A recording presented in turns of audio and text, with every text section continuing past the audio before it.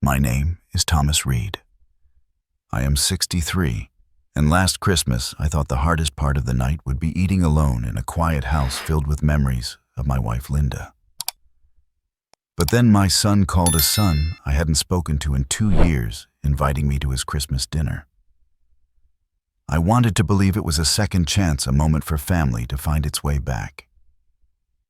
What I didn't know was that behind the smiles, the lights, and the perfect holiday table, something far darker was waiting. And before the night was over, one message on my phone would change everything I thought I knew about my own blood. What could that message have said, and why did it make my hands tremble? Stay with me and you will hear it all. The glow from the string of lights I had taped around my living room window blinked unevenly, one bulb already burned out, and another threatening to follow. I sat in my old recliner with the television muted, a Christmas special flickering in silence, while the hum of the radiator filled the room. The plate on my lap held a single slice of turkey from the deli, a scoop of mashed potatoes I had reheated from the night before, and a glass of water.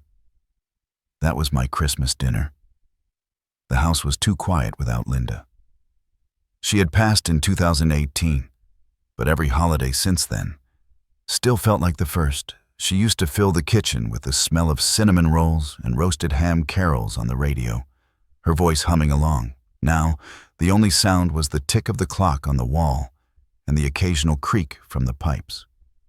I had put up a small artificial tree in the corner out of habit, but half the ornaments stayed in their box in the basement. Decorating alone felt pointless. I glanced at the refrigerator and the photos pinned there with magnets.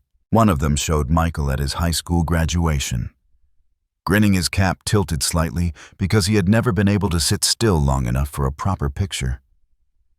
Next to it was a snapshot of Anna in her nurse's scrubs, smiling after her first week on the job. And between them was a faded Christmas picture of Linda holding a tray of cookies flour still on her cheek. I felt the familiar ache in my chest, the reminder that the family I had built was no longer whole. The phone rang, its sharp sound cutting through the heavy quiet. My first instinct was to ignore it.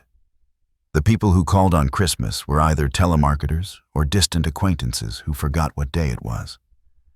But the screen lit up with a name I hadn't seen in 2 years. Michael. My hand froze halfway to the receiver. My breath caught. I finally pressed it to my ear. My voice came out rougher than I intended. Hello, Dad?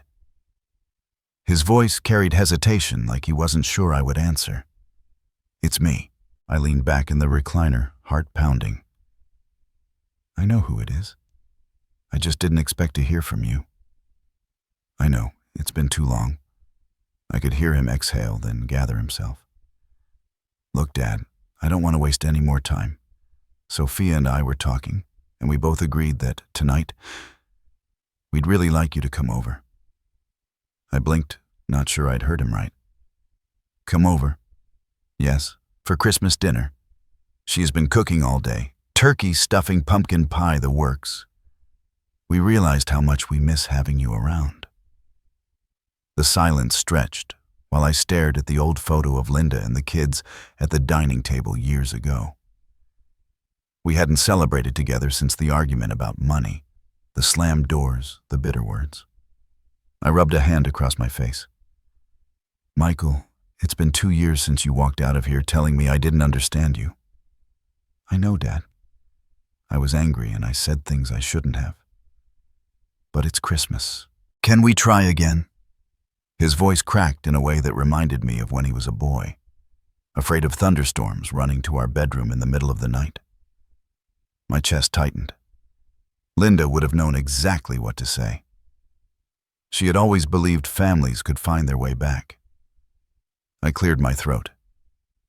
Where are you living now? Montclair. We moved last year. I'll text you the address. Please, Dad. 7:30. It would mean everything if you came. I looked around my dimly lit living room, the half-empty plate, the flickering lights, the absence of Linda. The idea of sitting through another lonely night felt unbearable. "All right," I said quietly. "I'll come." The relief in his voice was immediate. "Thank you, Dad. You won't regret it." After we hung up, I sat for a long time staring at the photograph of Linda. Her smile seemed to encourage me, her eyes telling me it was time. I pushed myself out of the recliner with a resolve I hadn't felt in months. Upstairs in the bedroom, the scent of her perfume still lingered faintly on the dresser. I opened the closet and slid aside the work shirts and sweaters until I found the navy suit she had insisted I buy years ago for Michael's graduation. She had smoothed the lapels with her hands and told me our son deserved to see his father looking proud. I held it up to the light. The fabric was still in good condition, though the hanger left creases along the shoulders. I laid it on the bed, remembering how many milestones that suit had seen. Job interviews, anniversaries, Linda's funeral. I showered, shaved, and stood in front of the mirror longer than usual. My temples had gone almost completely gray, the lines around my mouth deeper. Would Michael notice how much older I looked? Would Sophia see how loneliness had etched itself into me? I chose a crisp white shirt, knotted a tie that Linda had given me one Christmas, and slipped into the suit. It was looser than before, but still respectable. From the cabinet, I took out a bottle of aged red wine, one I had been saving for a special occasion. Maybe reconciliation counted. My phone buzzed with Michael's text. 247 Elmwood Drive, Montclair. See you soon. I called for a car and stood at the window waiting. Snowflakes drifted under the streetlight, thin and scattered as neighbors across the street gathered around their own glowing trees. Mrs. Jensen from next door waved as she carried a tray of cookies to her daughter's car. I waved back, my throat tight. When the sedan pulled up, I stepped out into the cold night carrying the bottle of wine under my arm. The driver wished me a Merry Christmas as I slid into the back seat. The city rolled past the window brownstones, giving way to highways, to the manicured lawns of the suburbs. Each mile carried me farther from the quiet house that had become a shrine to memories and closer to a night I couldn't predict. By the time we turned onto Elmwood Drive, the street glowed with extravagant displays. Reindeer made of lights, wreaths on every door. Entire houses outlined in white and red bulbs. The car slowed before a mansion that looked like it belonged in a magazine, its windows glowing golden, a towering tree visible in the front hall. I paid the driver my hand, trembling slightly as I stepped out. The cold air filled my lungs sharper here than in Brooklyn. I adjusted my tie, tightened my grip on the bottle of wine, and walked toward the front door where the wreath sparkled under the porch light. I pressed the doorbell and waited, my heart beating faster than it should have, uncertain if I was stepping into a homecoming or something else entirely. The heavy oak door swung open, and a woman stood there in a crisp black dress, her dark hair streaked with gray and pulled into a neat bun. Her eyes were kind, but shadowed with something else, something I could not place. She smiled as if she had been expecting me. "Mr. Reed, welcome. Please come inside. My name is Maria." The warmth from the foyer rushed over me, carrying the scent of pine and roasted turkey. A massive tree towered in the center of the entry hall, its branches glittering with ornaments and ribbons, gold and red lights woven through. I stepped inside, brushing snow from my shoulders, and handed Maria my coat. She gave a polite nod before disappearing toward a closet, her movements quick, efficient, almost rehearsed. "Dad." I turned toward the voice, and Michael was striding down the hall in a navy suit that looked tailor-made. He was broader than I remembered, his hair slicked back, his smile too practiced. He wrapped me in a hug that lasted a second too long, his grip firm, almost desperate. When he stepped back, his eyes darted across my face as if checking for something. "You look great, Dad. Really great." I tried to smile. "You too. The house is beautiful." He laughed, but the sound was high, a little forced. Caught the market at the right time. We were lucky. Before I could answer, Sophia appeared from behind him. She was as striking as ever, her silk dress shimmering under the chandelier. Her perfume drifted toward me, strong and floral. She kissed me on the cheek and held my hands in hers. "Jonathan, it has been far too long. You look wonderful." "Thank you," I murmured, though I felt overwhelmed standing under the weight of their wealth and their scrutiny. "We are so glad you came," Sophia said, her smile smooth and perfect. "Tonight is special. We want to start fresh." Michael clapped my shoulder, almost jarring me. "Yes, tonight is about family." I held up the bottle of wine I had carried like a peace offering. "Thought we could share this." Michael's face lit up as if I had handed him gold. "Dad, this is fantastic. Let's open it right now." Maria had returned silently, waiting near the staircase. Her eyes met mine for a split second, and there it was, again that flicker of something unspoken gone before I could be sure. She took the bottle from Michael, nodded, and carried it off toward the kitchen. Sophia linked her arm through mine and guided me deeper into the house. The marble floor gleamed under my shoes, and oil paintings lined the walls, portraits of people I did not recognize. Every corner seemed decorated for Christmas wreaths with velvet bows, candles glowing in crystal holders, bowls of candy canes. We settled in the living room first, where a fire crackled in a massive stone fireplace. Michael poured glasses of eggnog from a cut glass pitcher, handing one to each of us. He raised his with a grin. To Christmas, to forgiveness, and to new beginnings. I took a small sip. The sweet cream and nutmeg tasted familiar, almost comforting, though the weight in my chest did not lift. Sophia curled onto the couch opposite me, her legs crossed, her smile still fixed. "We have missed you, Jonathan, especially on nights like this. It is not right to be apart." I nodded, unsure what to say, feeling my throat tighten. For a moment, I almost believed this could be the start of healing. I almost let myself sink into the warmth of the fire and the glow of the tree. Maria returned carrying the opened wine and set it on the coffee table with polished glasses. Her hands were steady now, her face neutral. She gave the faintest dip of her head to me before stepping back. Michael filled the glasses generously. "To Mom," he said, lifting his. "She would have wanted us together tonight." The words hit me in the chest, and I raised my glass with a quiet yes to Linda.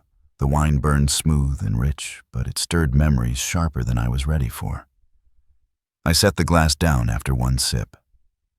"Dinner is ready," Sophia announced brightly, standing as if on cue. "Let's move to the dining room." The dining room looked like something from a magazine. A mahogany table stretched across the room, set for 4, with bone china plates polished silver and tall candles flickering in crystal holders. A roasted turkey sat in the center, golden skin glistening, surrounded by bowls of mashed potatoes, green beans, cranberry sauce, and bread rolls wrapped in linen. "Please, Dad, sit here," Michael said, pulling out the chair at the head of the table. I hesitated. This was the seat Linda used to take when she hosted. But I lowered myself into it, my suit creasing as I did. Sophia sat gracefully to my left, Michael to my right, their positions deliberate, their eyes fixed on me.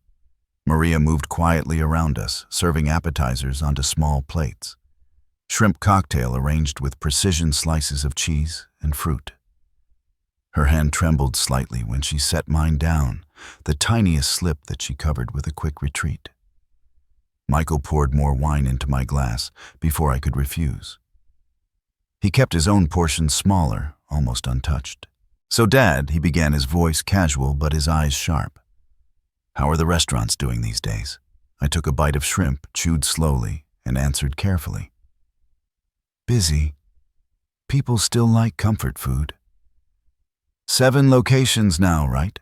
Sophia said, tilting her head, her tone light but her interest keen. "That is very impressive." "Yes, 7.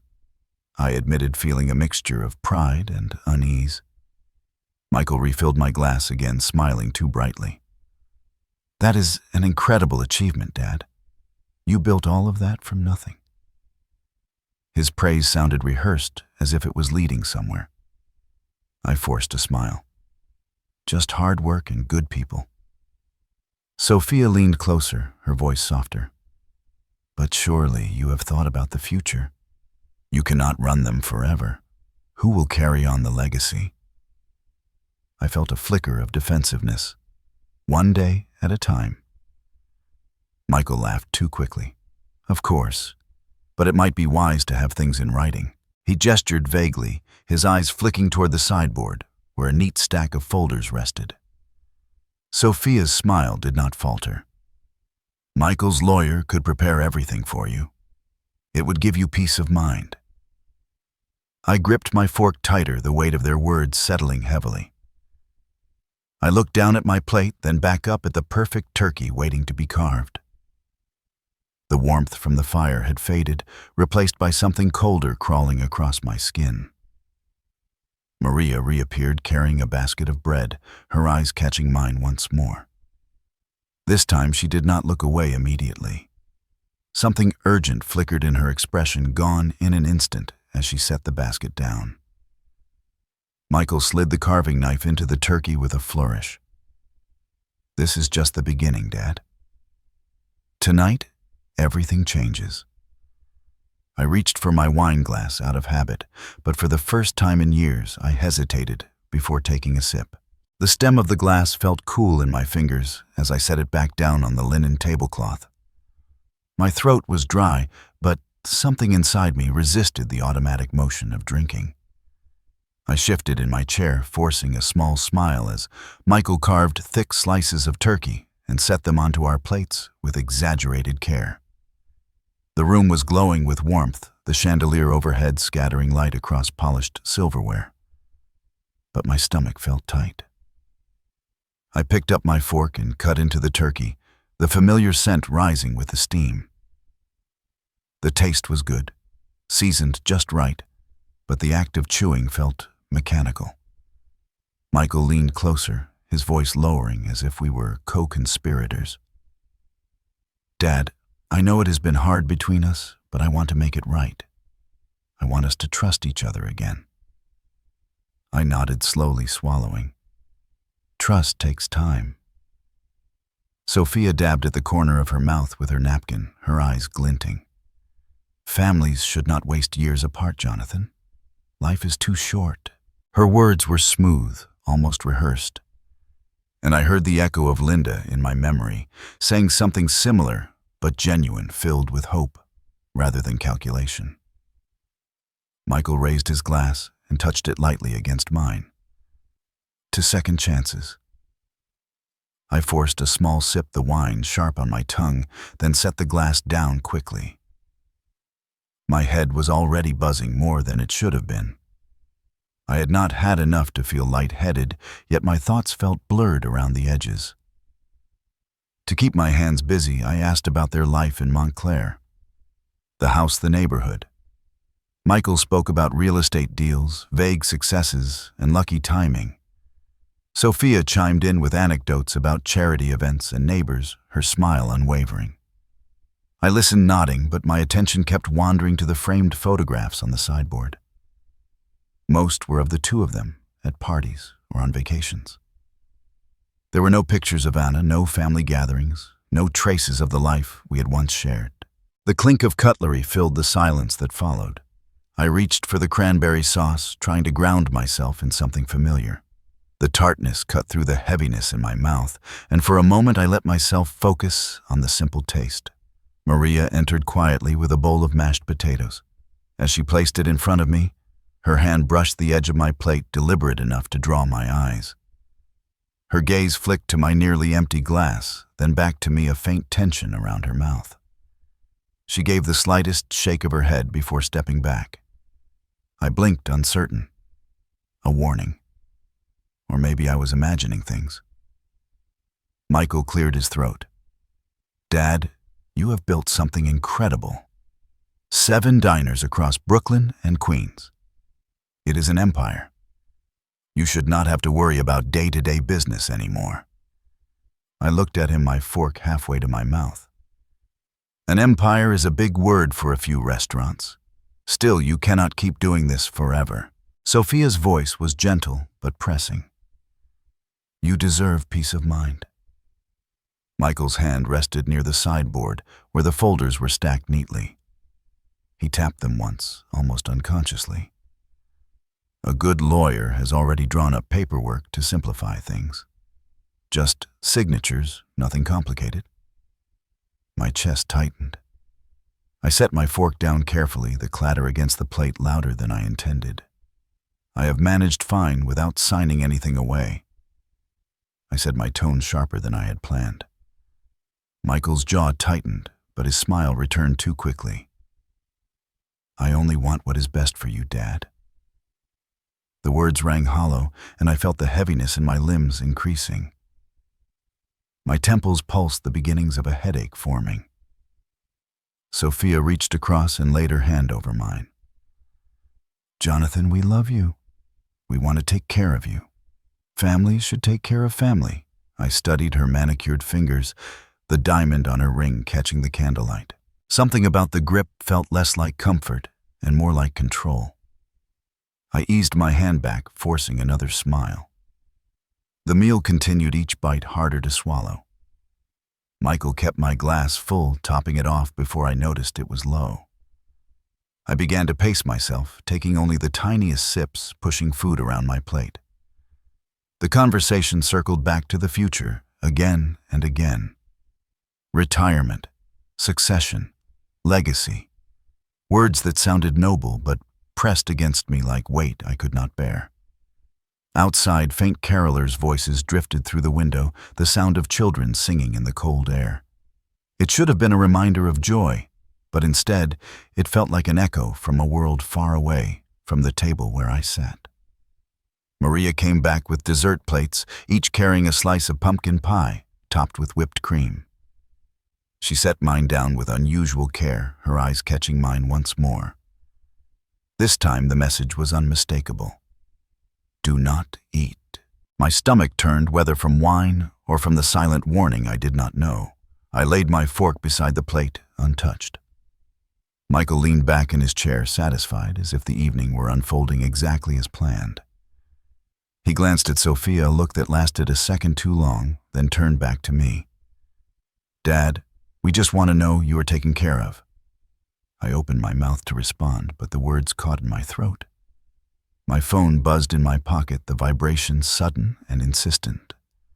I slipped my hand under the tablecloth and pulled it free. A message glowed on the screen from an unfamiliar number. My vision swam slightly as I read the words in stark capital letters. Leave the table immediately. Do not let your son notice. The room seemed to tilt around me. My hand clenched the phone as I tried to steady my breathing. I slipped the phone back into my pocket before either of them noticed my heart pounding so hard it seemed to echo in my ears. Sophia was speaking again, her voice a gentle hum about family and unity, but I barely heard her. I reached for my glass, forcing my hand to steady, and tried to mask the tremor in my fingers. The chandelier light sparkled across the wine's surface as I held it, and I knew in that moment I could not take another sip. I set the glass down carefully and reached for the napkin in my lap, pretending to wipe my mouth while my pulse thudded in my ears. The room felt stifling, the heat from the fireplace pressing against my back. I forced myself to breathe evenly as Michael carved more slices of turkey, his movements sharp, almost mechanical. Dad, he said, setting the knife down with a flourish, we want this night to be memorable. It has been far too long. Sophia lifted her glass of wine, her bracelets clinking softly. You belong here with us, Jonathan. We are family. Her eyes lingered on me, probing, waiting for reassurance. I gave a tight smile, but said nothing. My hands rested flat against the table, steadying myself against the creeping dizziness. Maria reappeared at my side with a pitcher of water. Without a word, She filled my glass, her hand brushing against mine for just a fraction of a second, deliberate, careful. I caught her gaze and saw it again, the quiet urgency buried beneath her polite expression. I nodded almost imperceptibly and brought the water to my lips, grateful for the clarity it brought. Michael's tone shifted as he leaned back in his chair. Dad, we both know time is precious. You built something amazing, but you cannot carry it forever. He gestured broadly, his smile too wide. Tonight we could take a step toward the future. The words pressed on me like weight. I shifted in my seat, looking toward the gleaming sideboard where those folders sat in a neat stack. My chest tightened. I have managed well enough, I said, keeping my voice low, but firm. Michael leaned forward, his elbows on the table, his eyes fixed on mine. But you should not have to. Let me shoulder it. You deserve rest. Sophia's hand found his arm, her smile warm, rehearsed. We could take care of everything for you, Jonathan. That is what family does. I wanted to believe her, to let go of the years of silence and anger. But something in Maria's eyes and the words on my phone kept me anchored. The silence stretched. I shifted in my chair, stood, and murmured, I think I need a moment. Michael frowned, his jaw tight. Bathroom, yes. I will be right back. I pushed away from the table, my legs heavier than they should have been. The hallway stretched long and elegant, lined with garlands and framed art. I moved slowly, each step measured, fighting the fog in my head. At the far end, I paused. The door to the powder room was to the left, but something drew me farther. My shoes sank into the thick rug as I continued straight toward the faint sound of running water. Maria was at the sink in the kitchen, washing crystal glasses, her back to me. She did not turn when I entered, but her shoulders tensed. The kitchen smelled of cinnamon and roasted meat, but the brightness of the overhead lights felt harsh. She spoke quietly, her voice low enough that only I could hear. You must leave. Now. I froze, my hands resting against the counter. Leave? She turned slightly, her eyes sharp with fear. The wine. They put something in it. Enough to make you confused, compliant. The dizziness that had been nagging at me surged again, my throat tightening with the realization. I gripped the counter. Are you certain? I whispered. Her gaze held mine steady and unwavering. I overheard them. Earlier. They planned everything. Papers, signatures. They want it all. The words struck like ice. My restaurants. The years of labor, Linda's memory stitched into every detail. Maria glanced toward the doorway, then back to me. I will hold them off as long as I can. But you must go. Out the back door, through the garden. Do not say anything. I wanted to demand answers, to ask why she would risk warning me, but the urgency in her eyes stopped me. She thrust a coat from a nearby hook into my hands. Go, Mr. Reed. I hesitated only a moment before slipping into the coat and pushing through the back door. The night air slapped my face, crisp and cold snow crunching beneath my shoes. The manicured lawn stretched before me, lit by small path lights. My breath came fast, visible in the glow. The garden gate loomed ahead, wrought iron and tall, a barrier between me and the quiet street beyond. My heart hammered as I moved toward it, glancing once over my shoulder at the golden windows of the mansion. Inside, laughter floated faintly, muffled by glass. A cruel echo of the family I had once known. My fingers fumbled with the latch, but finally the gate swung open. The street was empty, lined with parked cars, the glow of holiday lights in every yard. I stepped through, pulling the gate shut behind me, the clang of metal sounding final. I reached into my pocket for my phone, my hands trembling. The message still burned into my memory. The cold air cleared my head, but dread pressed down heavier than ever. The screen lit up with the unfamiliar number again, waiting. My thumb hovered, breath uneven, before I pressed call. The line clicked, and a voice answered, quiet and careful. "I hoped you listened." I stopped in the middle of the sidewalk, the phone pressed tight against my ear, the night silent, except for the distant hum of a car passing at the end of the block. "Who are you?" I whispered, my voice cracking in the cold air. The reply came steady, almost without emotion. "Someone who knows what your son is planning. Someone who does not want to see you destroyed tonight." My throat tightened. The chill outside was nothing compared to the frost settling in my chest. "What exactly are you saying?" "Michael owes $2.5 million. He has borrowed from people who do not forgive debt. They told him he had 2 weeks to come up with the money. Tonight was his plan to solve it." I gripped the phone so hard my knuckles ached. "That is impossible. He owns this house. He drives a BMW. "All borrowed," the voice said flatly. "Mortgaged, leveraged, pawned. The money went to gambling, sports, betting, poker games you never knew existed.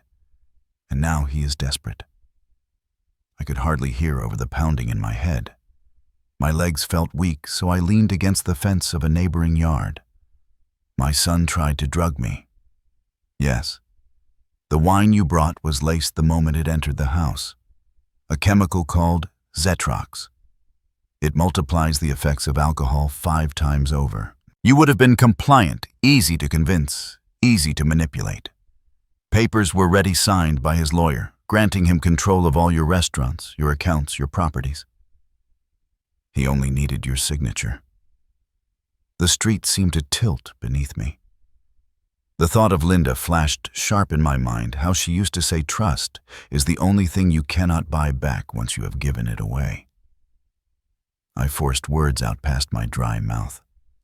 "Why are you helping me?" A pause stretched long enough that I thought the call had ended. Finally, the voice said, "Because I saw everything, and I could not let it happen. Maria." The silence on the other end was telling. I closed my eyes. "You risked everything to warn me. They think I do not understand English," she said quietly. "They talk around me as if I am furniture. I heard it all. I saw them plan it." I drew a shuddering breath, the truth settling heavy.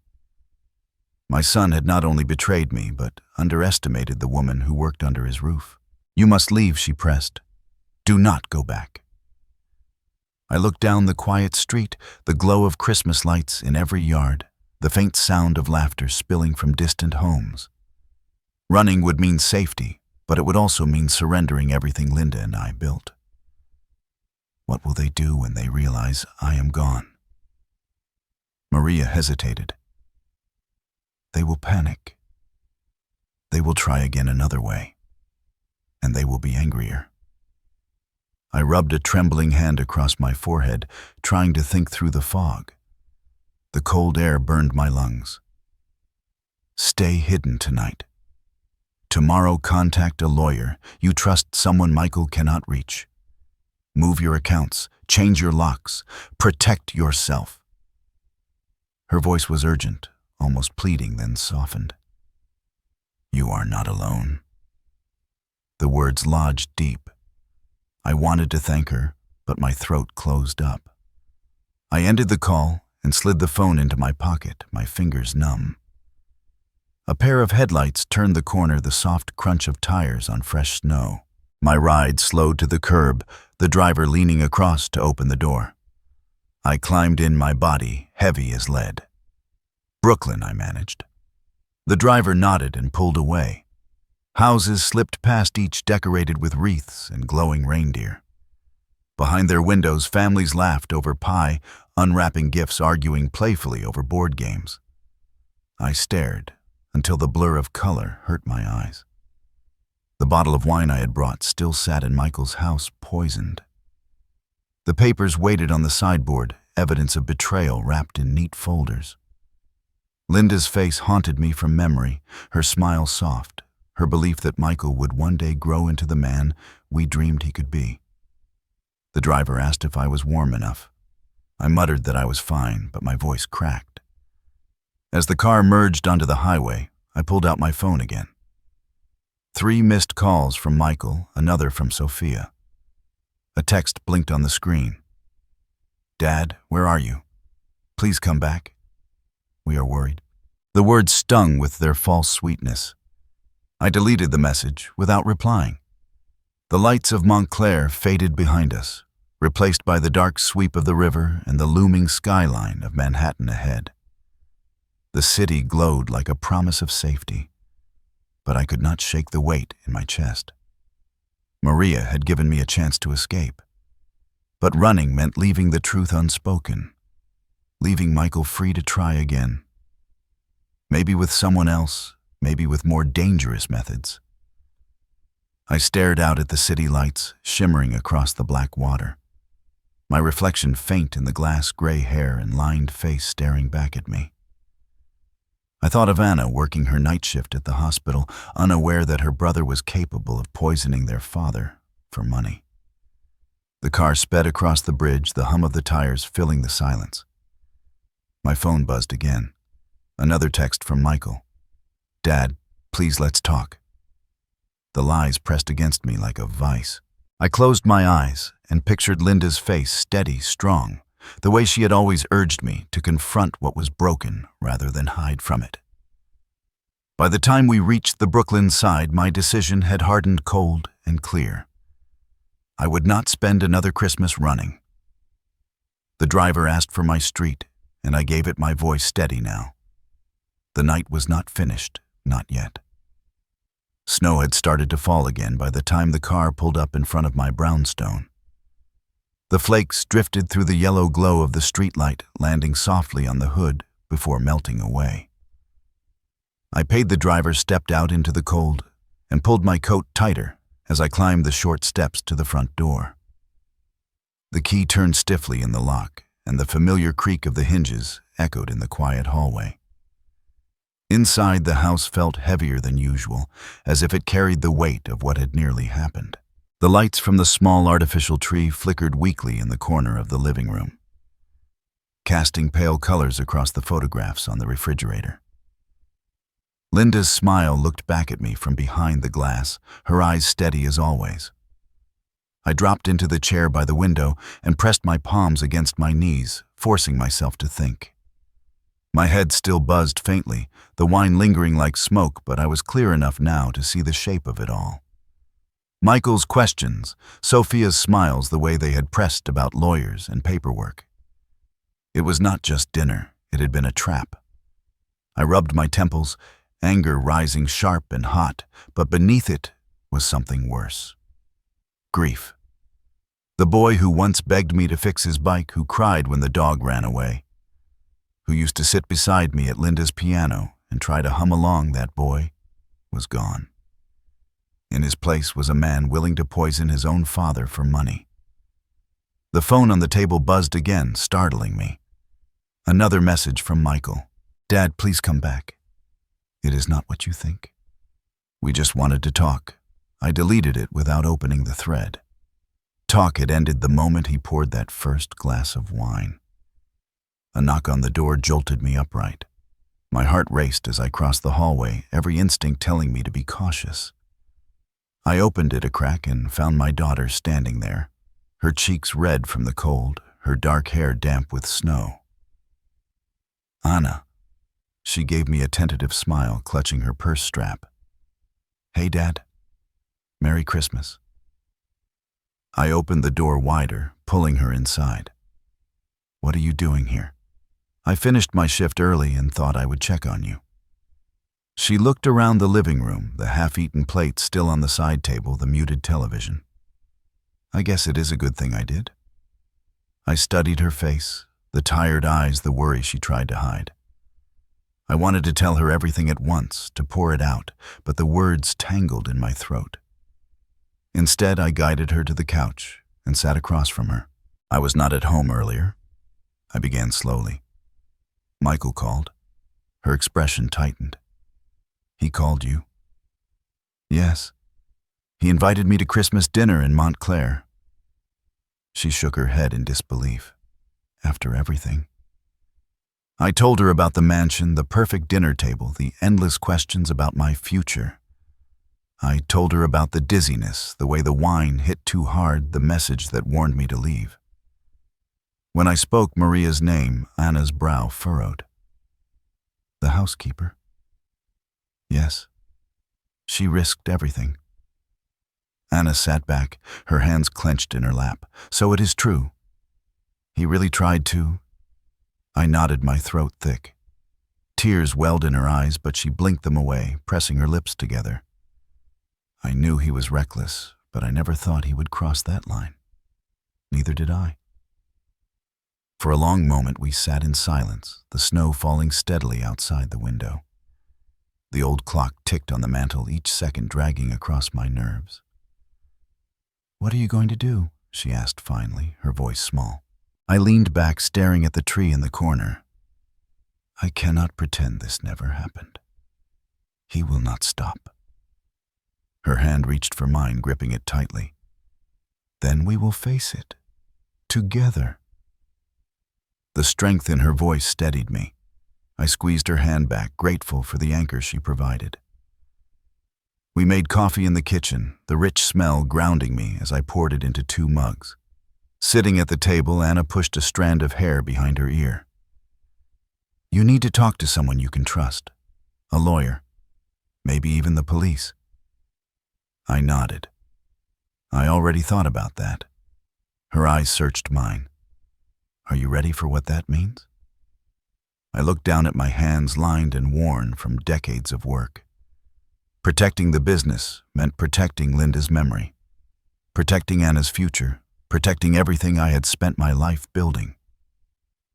Yes, I am ready. The clock struck midnight, the sound echoing through the house. Anna leaned against me, her head resting on my shoulder.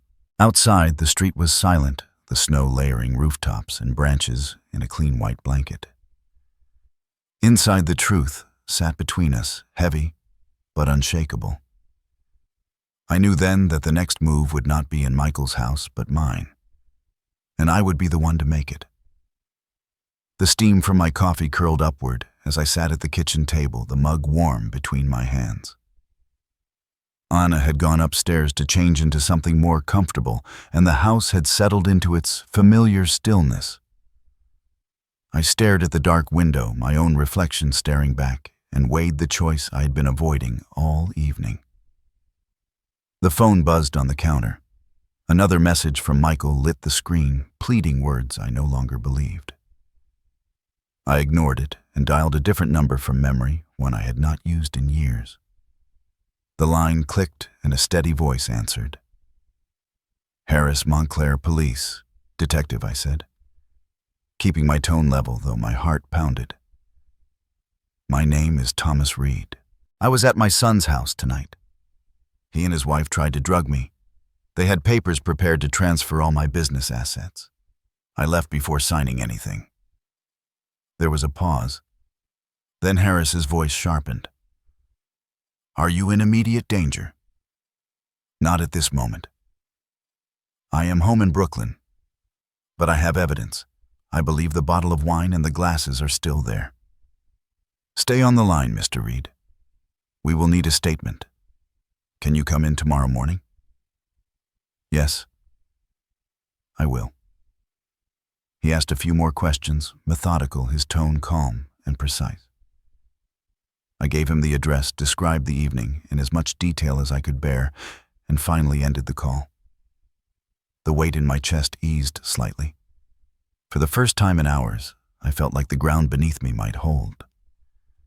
Anna came back down in sweatpants and a sweatshirt, her hair damp from a quick shower. Her eyes searched mine. "Did you call?" I nodded. "Tomorrow morning I meet with Detective Harris." Relief crossed her face, tempered with worry. Good. That is the right step. I rubbed the back of my neck. Tonight made me realize how much I cannot do this alone anymore. She sat across from me, leaning forward. "You are not alone." We spoke quietly about practical things. She urged me to move funds into accounts Michael could not access. She mentioned Megan, a friend of hers who specialized in estate law, someone trustworthy. I promised to contact her. The hours ticked by. We did not sleep. The fear of closing my eyes and waking to another betrayal kept me alert. Around 3 in the morning, I finally stood and stretched, my body aching with exhaustion. Anna dozed lightly on the couch, her hand still clutching her phone. I covered her with a blanket and moved to the window.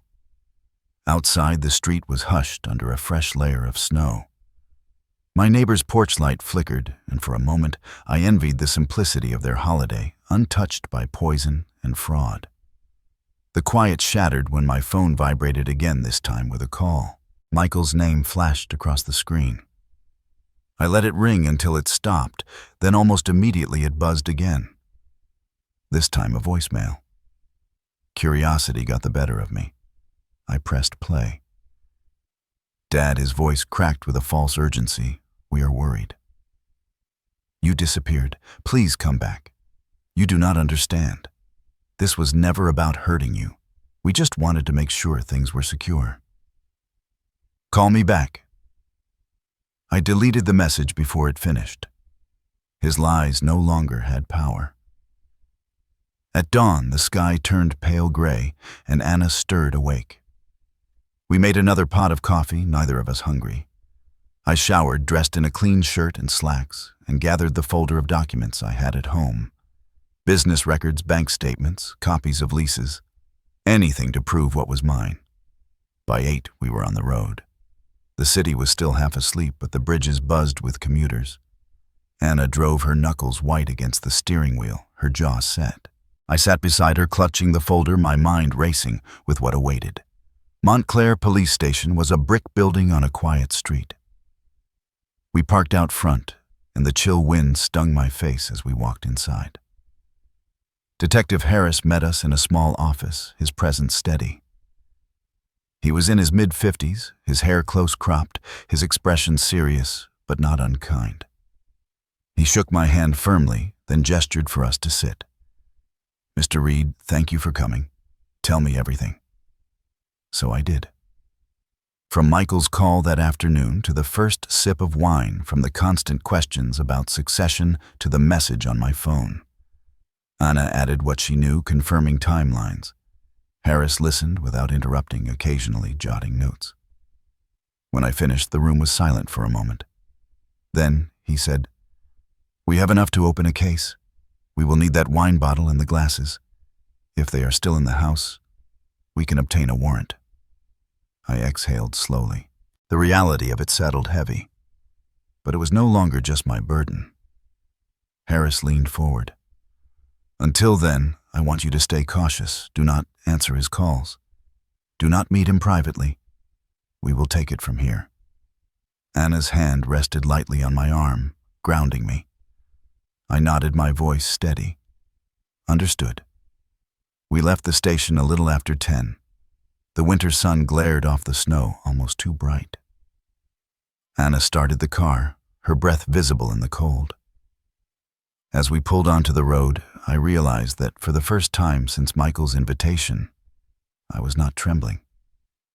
Fear was still there, but alongside it was something firmer: determination.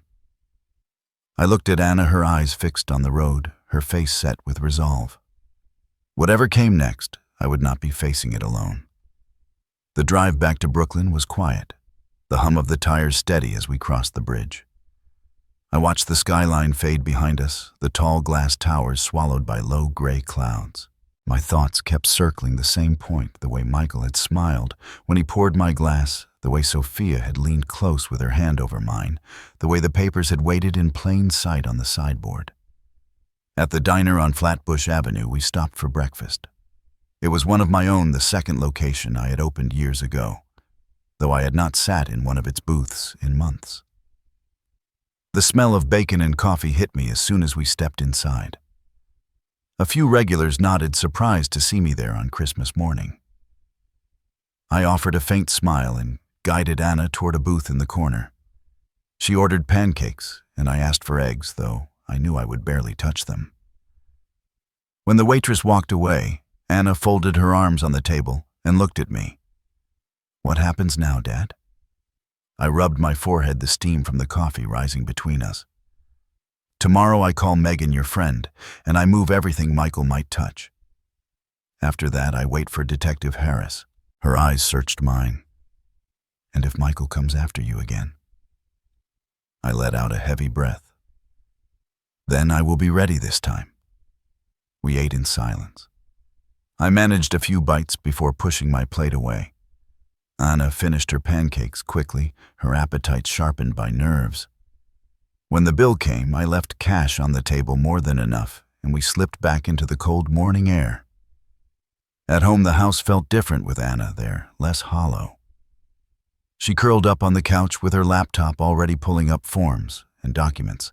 I sat at the table with a pad of paper listing every account, every lease, every asset Michael might try to claim. The list stretched longer than I wanted, each item a reminder of decades of labor Linda and I had poured into those restaurants. Around noon, my phone buzzed again. This time it was not Michael, but an unfamiliar number. Against my better judgment, I answered. "Mr. Reed." The voice was low, female accented. "My name is Emily Ward." The name lodged in my mind like a shard of glass. Maria had whispered it the night before. "I have no business with you," I said. "On the contrary, you do. Your son owes me $2.5 million. He promised he would repay me with ownership of your diners. You see why I am concerned?" My hand tightened around the phone. "If you think you will get anything from me, you are mistaken." There was a soft laugh. "I do not want your diners, Mr. Reed. I want my money. But your son has run out of time." The line went dead before I could reply. I sat staring at the phone until Anna touched my shoulder. "Who was it?" I told her, and her face paled. "Then we have less time than we thought." The afternoon dragged, every sound outside making me flinch. A car door slamming, footsteps on the sidewalk, the ring of the neighbor's bell. I pulled the curtains closed and checked the locks twice. Anna stayed close, her presence steady, but I could see the worry pulling at her features. As evening fell, we reheated leftovers and sat in silence at the kitchen table. The tree lights blinked faintly in the living room, their cheer muted by the weight pressing down on us. I tried to sleep that night, but the darkness was full of restless images. Michael's face pale with desperation, Sophia's painted smile slipping, Maria's urgent whisper in the kitchen, Emily Ward's voice cold and certain. When I finally drifted off, the sound of knocking jerked me awake, though the house was silent.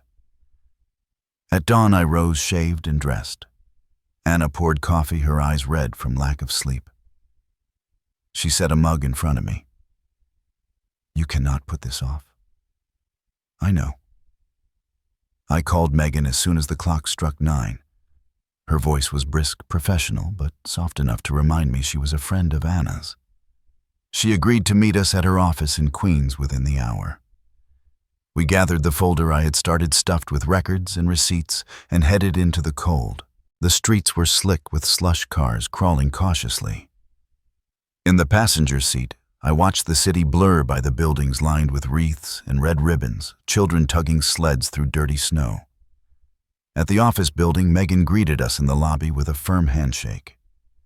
She was in her late 20s, her dark hair pulled back, her eyes sharp behind glasses. She led us into a conference room, spread our papers across the polished table, and began asking questions. "How much access does your son have to your accounts?" "Minimal. He was never on the paperwork. But he knows the system, the managers." She made notes quickly. "And the properties? All in my name." "Good." She looked up, her expression calm but intent. "Then the priority is to move liquid assets, update beneficiaries, and draft a will that leaves no room for interpretation." Anna exhaled, relief and exhaustion mingling. Thank you, Megan. I sat back in the chair, the weight of years pressing on me. I had built everything on trust, on family, and now strangers had to guard what was left. By the time we left, the sun was low and the city lights were flickering on. Megan promised to file the first motions by morning. We stepped back into the cold, the air sharp against my face, and I realized this was only the beginning of a much longer fight. As Anna started the car, I looked across the street. A black sedan idled by the curb, its windows tinted the exhaust, puffing steady into the winter air. It did not move when we pulled out, only eased into traffic a block behind us. I felt the hair rise on the back of my neck, my pulse quickening as the car followed at a measured distance through the crowded streets of Queens. Anna's hands tightened on the steering wheel as I glanced in the side mirror. The black sedan stayed 3 car lengths behind us, never closing the distance, never falling away. Its headlights glowed steady in the gray winter dusk. She noticed my silence. "Dad, what is it?" "Keep it driving," I said, my voice low. "Don't look back too much." Her eyes flicked to the mirror anyway, then snapped forward. "Is that car following us?" I nodded. "Maybe." Her knuckles went white. "What do we do?" "We don't go home. Head toward the parkway, then double back." She switched lanes, signaling calmly, though I could see her chest rising faster. The sedan mirrored her move. My stomach tightened. I pulled out my phone and opened the screen, ready to dial Harris if I had to. The number sat on speed dial, my thumb hovering just above it. The traffic thickened as we entered a busier intersection. Anna turned left at the last second. The sedan hesitated before following, its tires spraying slush that confirmed it. My heart thudded against my ribs as I weighed the choices. If they wanted to hurt us, they would have struck already. This was intimidation, a reminder that Michael's debt did not vanish just because I had walked away from his table. Anna's breath shook. "Dad, they know who you are." I swallowed hard. "Just keep calm. We are not giving them what they want." We wound through side streets, past shuttered storefronts and half-empty parking lots. Each turn we made, the sedan stayed behind, patient, deliberate. At the next red light, Anna gripped my arm. "Should we call the police now?" "Not yet," I said. "If we can lose them first, it will be safer." The light turned green. She pressed the gas, weaving between slower cars. The sedan followed smoothly, never rushing. Finally, near a crowded shopping center, Anna swung sharply into the lot, circling behind the rows of parked cars. She cut the engine and we ducked low, watching through the mirrors. The sedan crawled past on the street, slowing, then continuing on. Anna let out a shaky breath and pressed her forehead against the steering wheel. I laid a hand on her shoulder. "You did well?" She lifted her head, eyes bright with fear. "Dad, this is not going to stop." I knew she was right. Michael's debt tied us to people who lived in shadows, people like Emily Ward. They would not be scared off by lawyers or police reports. We waited 10 minutes before pulling out of the lot. The sedan was gone, but the unease lingered. Instead of heading home, we drove to the diner in Crown Heights, the newest location, one I trusted because the manager there had worked with me since the beginning. Inside, the familiar clatter of dishes and the smell of frying onions calmed me. I shook hands with Miguel behind the counter and asked if he had seen anything unusual. He shook his head, his expression concerned at my tone. We sat in a booth near the back. Anna wrapped her hands around a mug of coffee, her shoulders still tense. "What if they come to your house?" she asked. "They won't find what they want there. And now that Harris knows, the police will be ready." "But what about Michael?" Her voice cracked and the sound cut through me. I had avoided saying his name for hours, as if not speaking it would soften the betrayal. "He made his choice," I said, staring at the steam rising from my coffee. Anna's eyes filled with tears. "He is still your son." I shook my head slowly. He stopped being my son the moment he tried to poison me. The words hung between us heavy and final. Later, when we left the diner, the night had grown colder. The sidewalks glistened with ice, and the air smelled faintly of smoke from nearby chimneys. We walked quickly to the car, both of us scanning the street. No black sedan waited this time, but I still felt the weight of unseen eyes. Back home, I checked every lock again while Anna pulled the curtains tight. She set her phone charger on the counter and looked at me.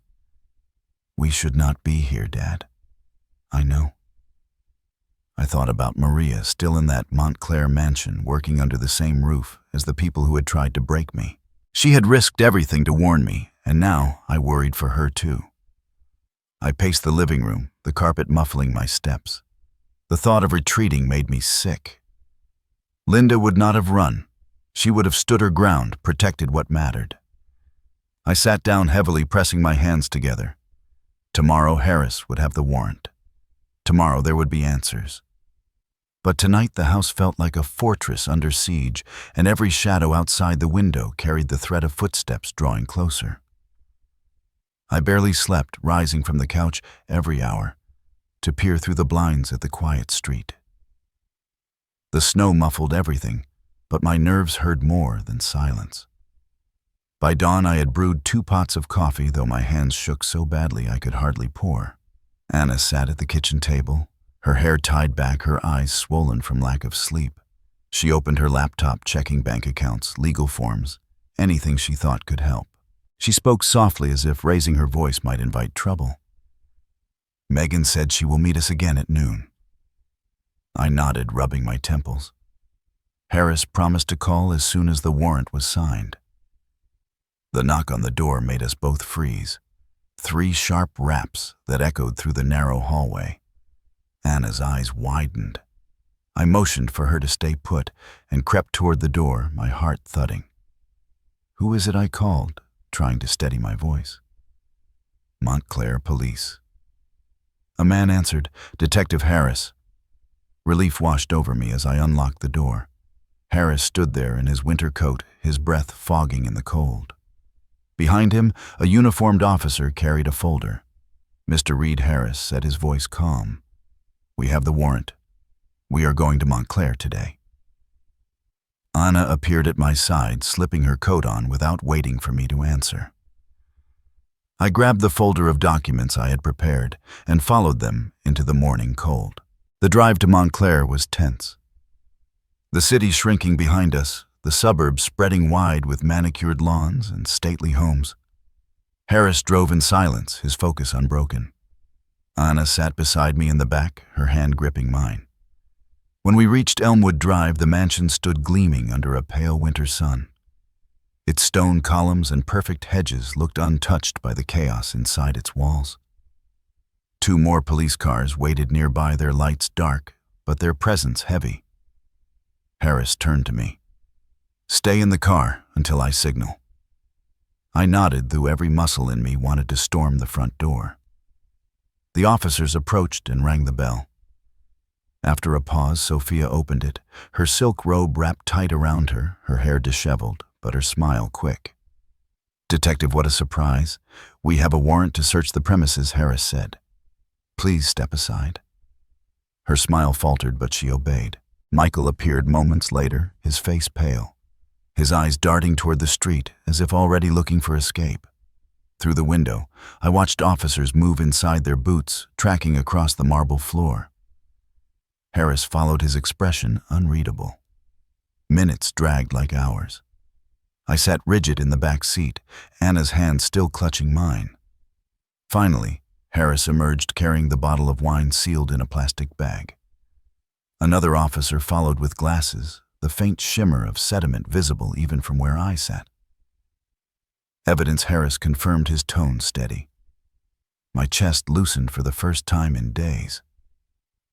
Michael stepped onto the porch, his voice raised. "Dad, please, you don't understand. I was going to fix it." I opened the car door, unable to sit any longer.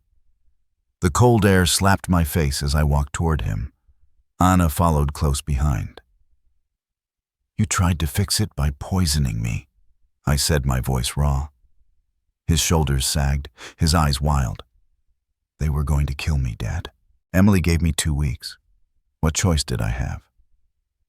"There is always a choice," I said, the anger rising hot in my throat. "You chose greed. You chose lies." Sophia stepped forward, her voice shrill. "Jonathan, this is all a misunderstanding. We just wanted you to sign papers to protect the business." I turned my gaze on her. Protect it from who?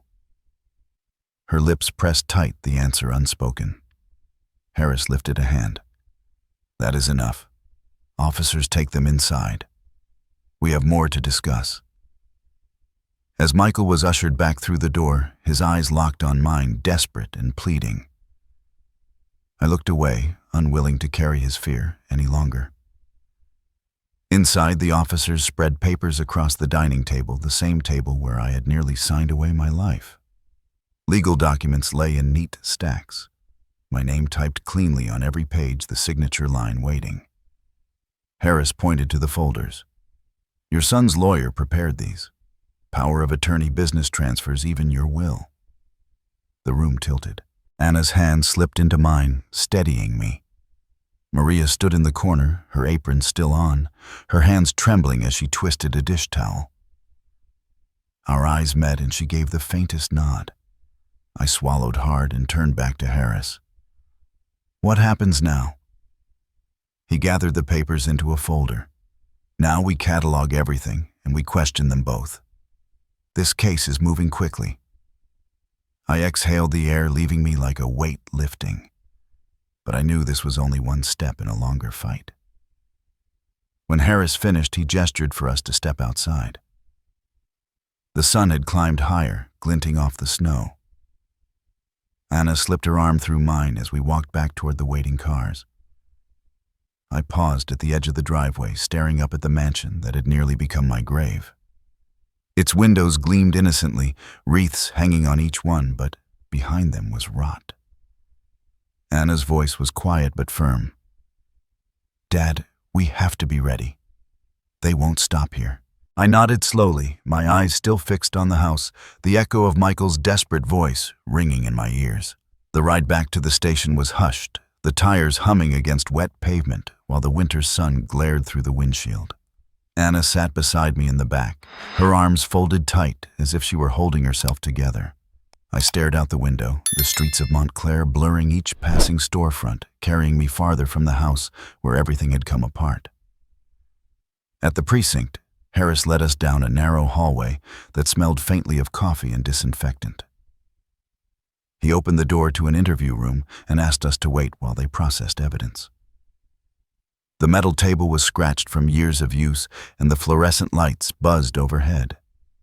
Anna sat across from me, her face pale, her eyes tracing the lines in the tabletop as if they might give her answers.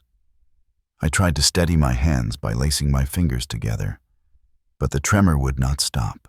Hours ago, I had nearly signed my life away, and part of me still felt the weight of the pen between my fingers. The door opened and Harris stepped inside, a folder under his arm. He sat down, his gaze direct, but not unkind. We tested the wine.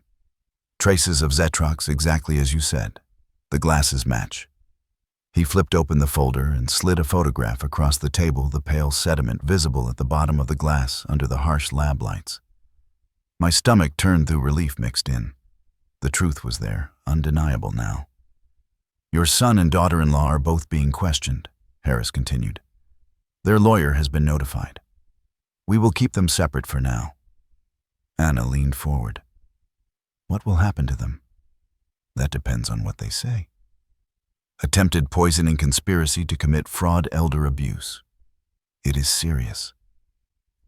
The words hung heavy in the room. I swallowed hard, trying to find air. There was a knock and another officer entered, whispering something in Harris's ear. He nodded and rose.